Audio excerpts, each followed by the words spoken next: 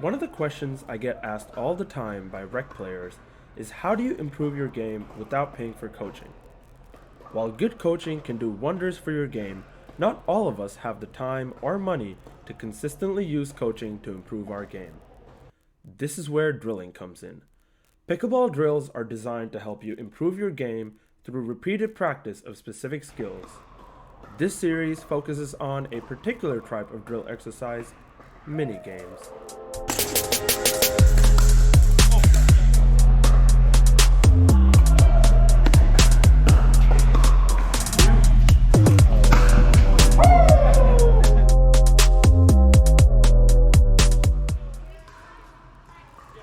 As the title suggests, this minigame is called 7-11. In this game, one team starts at the net while the other starts at the baseline.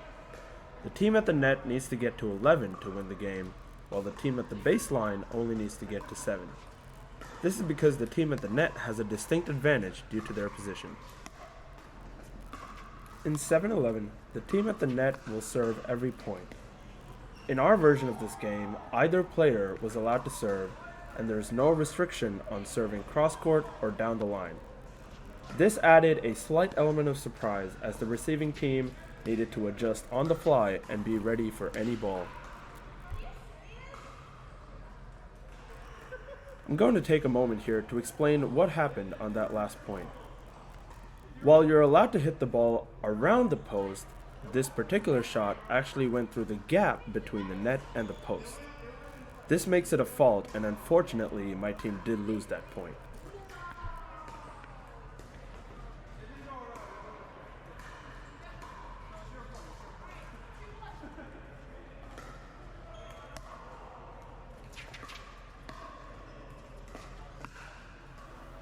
Now back to the game. Based on what position you start in, the goal of this drill is different. For the serving team, which is a team playing at the net, the skill you are looking to work on is keeping your opponents deep and utilizing your offensive position. When you play the game, try to take as many balls out of the air as possible and try not to give your opponents time to advance towards the kitchen line. The longer you can keep your opponents deep, the better your chances of winning the point. Another important strategy is to attack your opponent's feet while they're in the transition zone. Balls by the feet are extremely difficult to get back and even harder to drop into the non-volley zone. By attacking their feet, you have a much better chance of receiving a juicy pop-up to put away.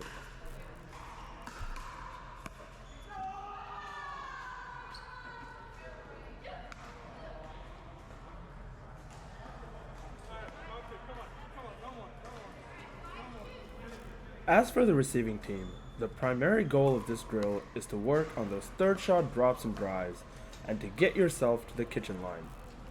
The most important shot in this minigame is the return.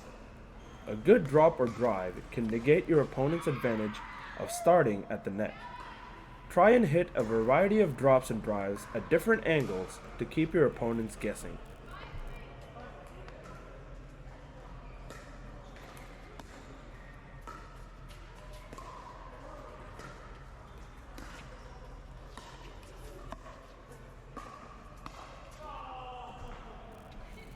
Communication with your partner is also extremely crucial to this drill as the receiving team.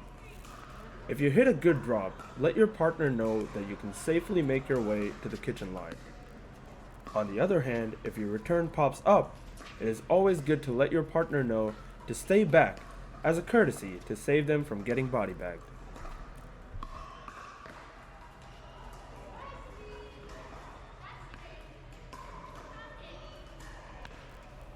My good friend Ellie here makes the dire mistake of thinking the game is over as her team got to 7 points. As I mentioned, the team at the net actually needs to get to 11 to win the game, while it is the receiving team that needs to get to 7. This one will definitely come back to haunt her.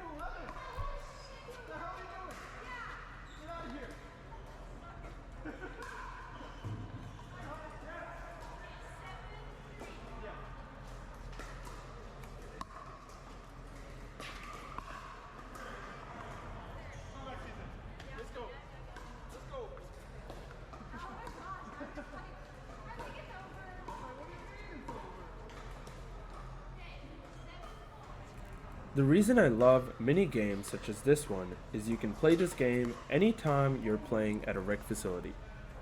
You don't need a bucket of balls, feeders, or any other equipment like many other pickleball drills. Instead, you can simply play the 7-11 format in place of a standard game during your rec play and drastically improve your game over time.